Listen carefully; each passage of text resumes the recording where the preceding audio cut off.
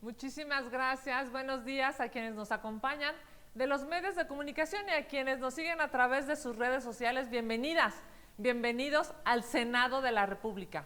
Hoy, la oposición está más fuerte y unida que nunca. Como lo anunciamos la semana pasada, el PAN, el PRI y el PRD iremos en una alianza legislativa y electoral de cara a los comicios de este y el próximo año. En la Alianza Va por México nos une una causa y es salvar a México del retroceso, de la inseguridad, de la pobreza y del abandono en que Morena ha sumido al país. Los trabajos para definir la candidatura de la oposición al gobierno de la Ciudad de México estarán a cargo del Partido Acción Nacional. Es primordial salvar a la capital, que es un claro ejemplo de la corrupción y la negligencia de Morena. Los problemas en el metro son cada día peores. En 53 años de existencia han ocurrido 6 catástrofes, 4 de ellas han sido bajo la administración de la señora Claudia Sheinbaum. Las cifras son claras. 29 personas han perdido la vida por la negligencia de la señora Sheinbaum. En marzo de 2020, con el choque de trenes en Tacubaya, murió una persona y 41 más resultaron heridas. El 9 de enero de 2021, con el incendio del puesto de control de mando, murió una policía y 30 resultaron heridos. Con el colapso de la línea 12, el 3 de mayo de 2021, murieron 26 personas y 80 más resultaron heridas.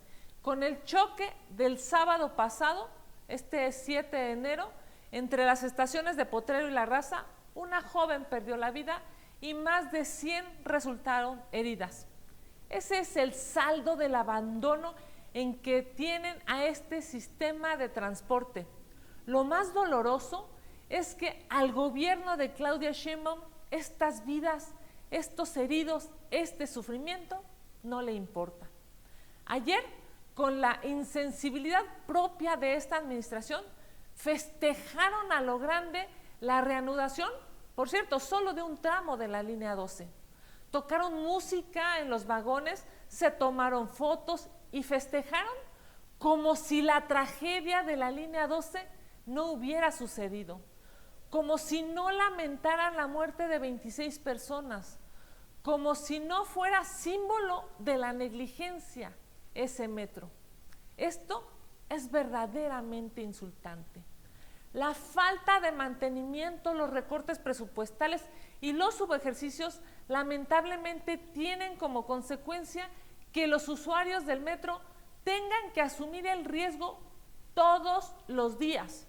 Los usuarios tendrán que sortear inundaciones o incendios, retrasos, explosiones o separaciones de trenes, como lo ocurrido ayer en la estación Polanco. Es más, no solamente son estos hechos sucedidos, sino incluso todos los días los usuarios ponen en riesgo su propia vida por subirse al metro.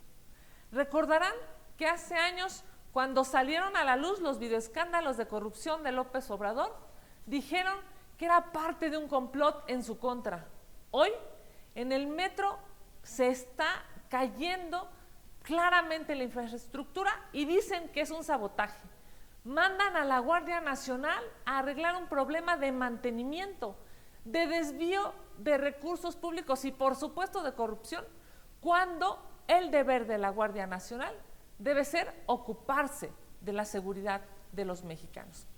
El gobierno de la Ciudad de México ha dicho que son sucesos los del metro.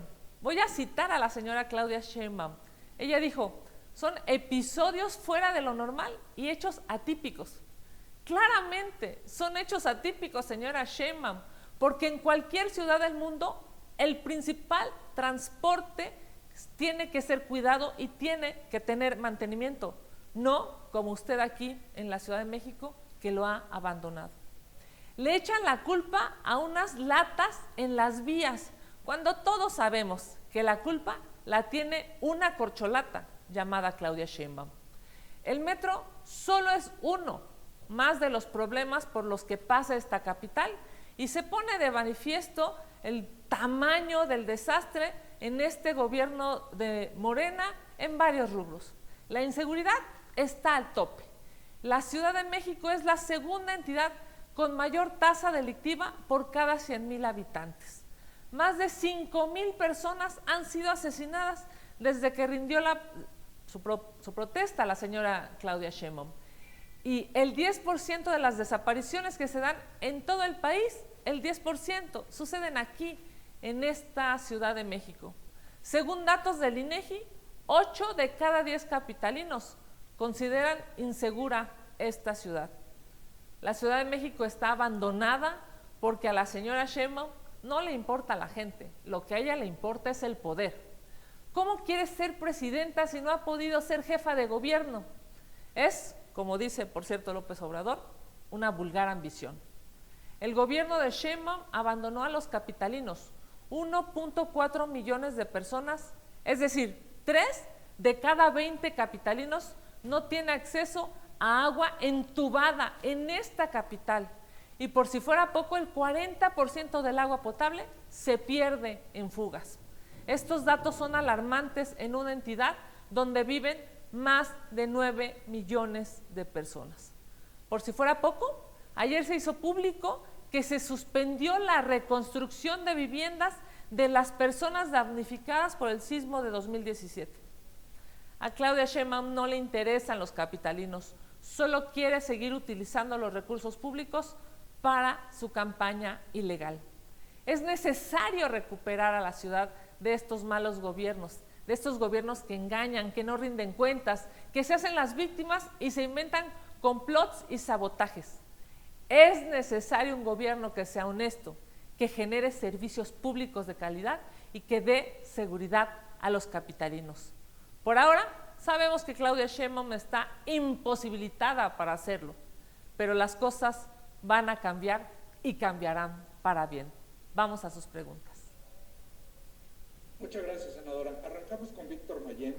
Bueno, tenemos varias preguntas sobre el asunto de la tesis plagiada de la ministra Yasmín Esquivel. Si le parece bien, se las hago juntas para que nos haga una sola respuesta.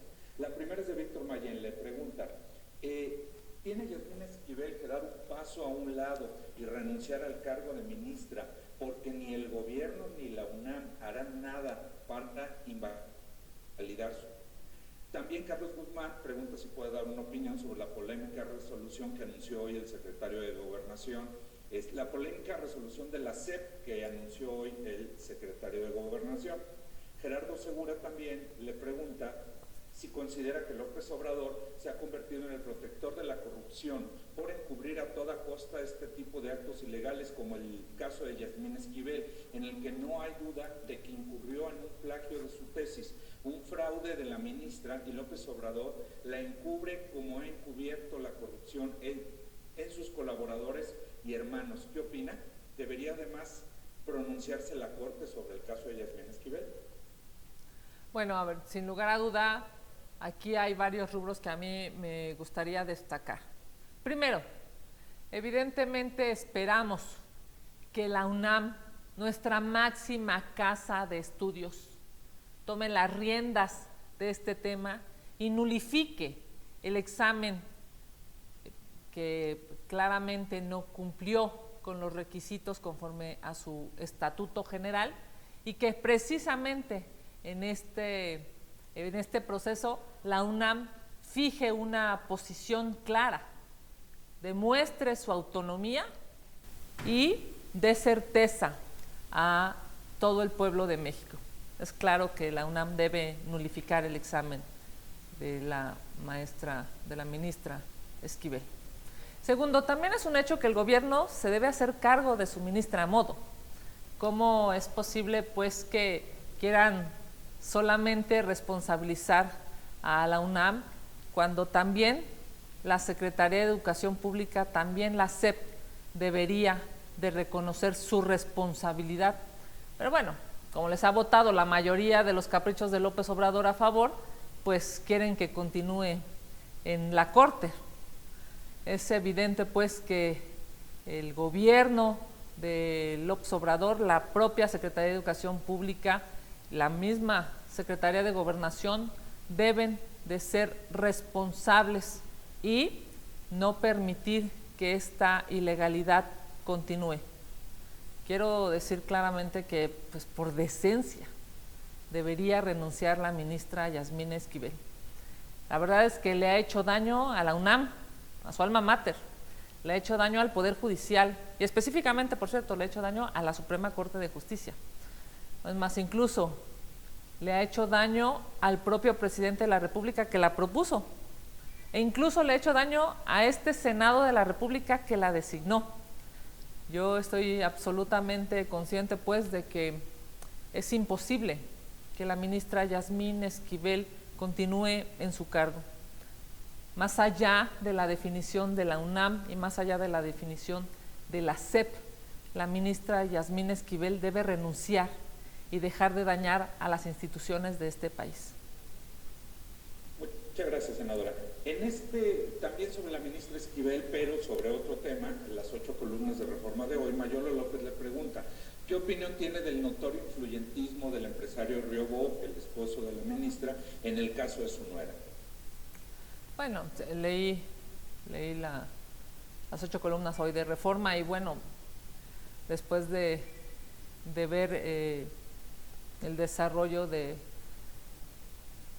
la investigación, yo lo primero que diría es que reafirma, demuestra que lamentablemente este gobierno ocupa el influyentismo y el agandalle.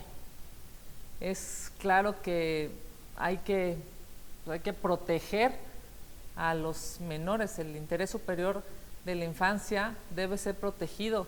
Pareciera que todo este proceso es para quitarle los bienes a los menores de edad y me parece terrible. Los niños pues están siendo vulnerados y es obligado pues exigir que haya justicia y que dejen ya los amigos de López Obrador de ocupar a las instituciones para beneficiarse, que dejen ya de exigir, pues digamos, desde su punto de vista o desde sus posiciones influyentistas, gandallas, abusivas a las instituciones para que de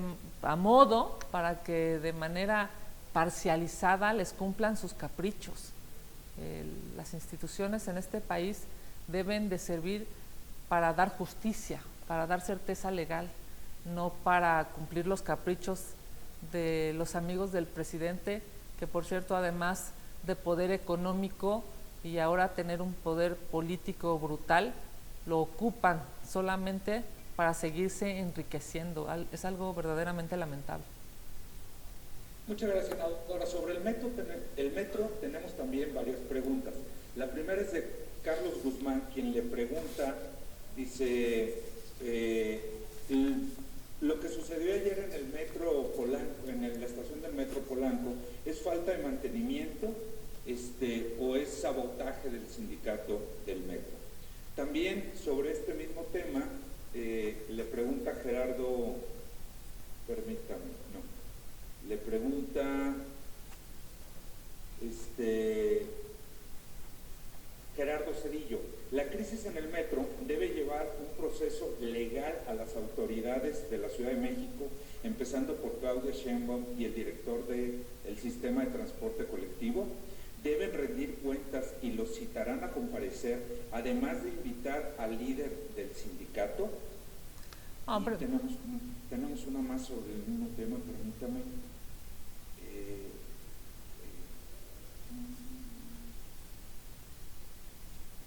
Aquí está.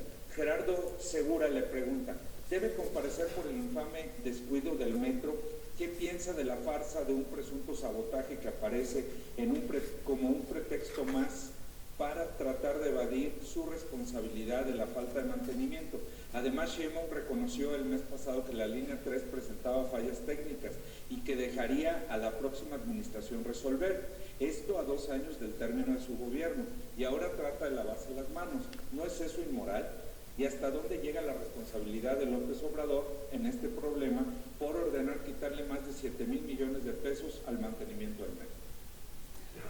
Ya lo hemos dicho en la, digamos, en la propia contramañanera de hoy. Evidentemente, hoy el metro sufre un abandono por parte del gobierno, tanto federal como de la Ciudad de México.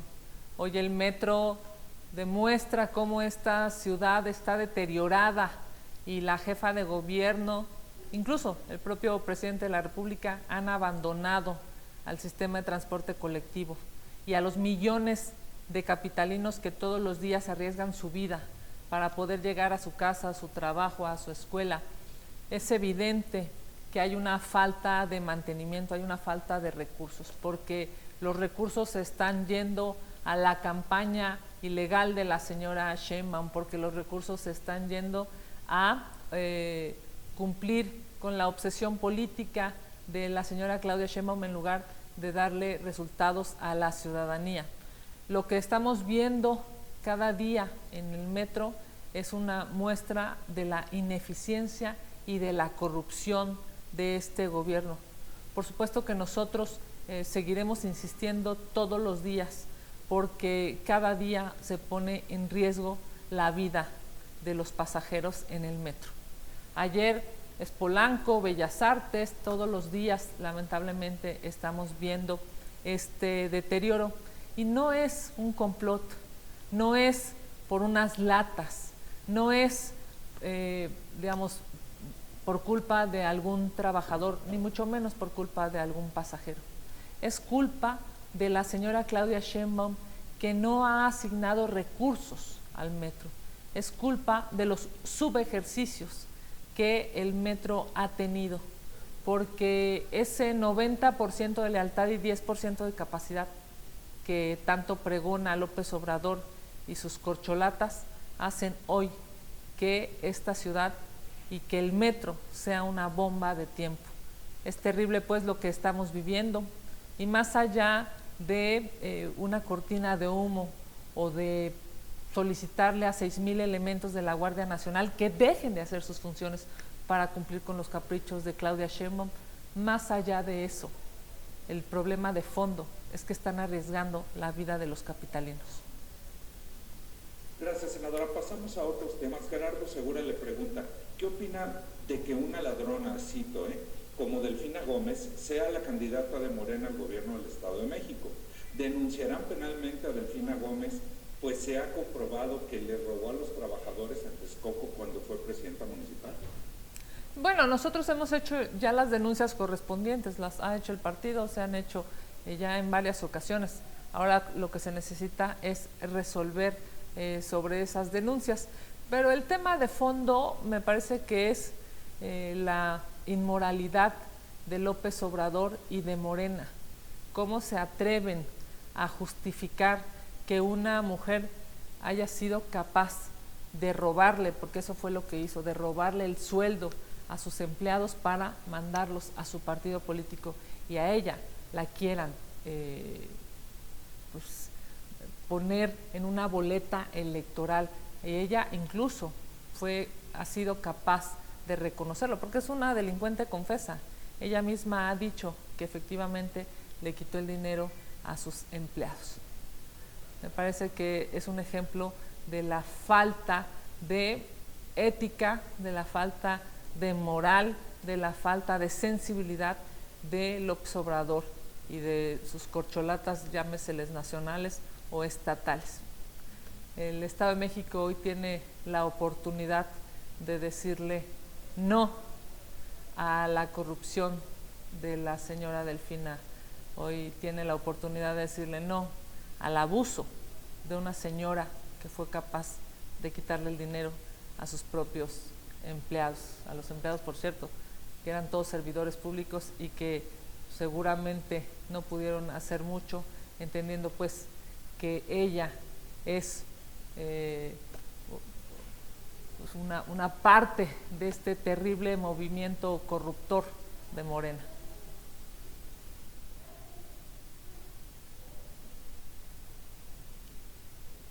Creo que ahí está.